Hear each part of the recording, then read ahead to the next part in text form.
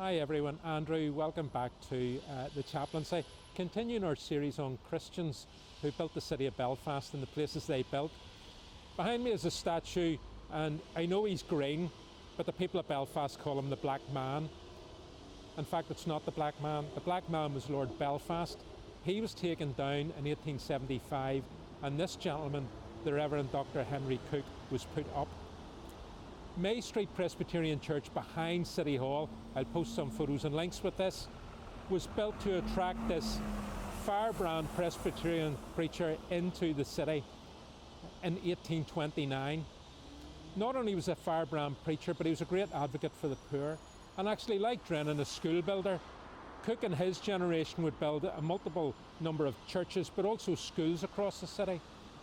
And that literate and numerate workforce would fuel the industries of Belfast, and it actually became the fourth largest industrial production centre in Europe.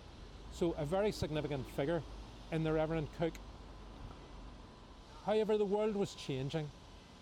The British Empire was becoming more benign. They needed a population in Belfast that wasn't in armed rebellion, but ready to go to work on Monday morning. And so the penal laws, which for so long had persecuted dissenters and Catholics, were being repealed. Also, there had been enough war: the American War of Independence, the French Revolution, the failed Irish Rebellion of 1798.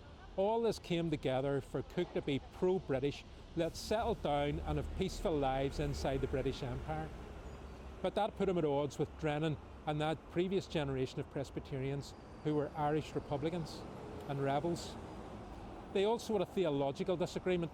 Drennan and his clan, well, they were Unitarian, while Cook was a Trinitarian.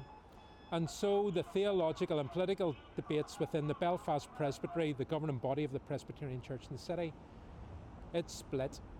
And Drennan and co became the non-subscribing Presbyterians, and Cook and his group became what we now know as the Presbyterian Church in Ireland. In 1875, 7 years after Cook had died, his supporters took down Lord Belfast from this plinth and put up Cook. And on a commentary on Drennan and his people, they mounted Cook with his back to Drennan's school. Tune in next week when we go to the oldest Christian site in the old town of Belfast, the place to give the city its name, Belfast. See you then.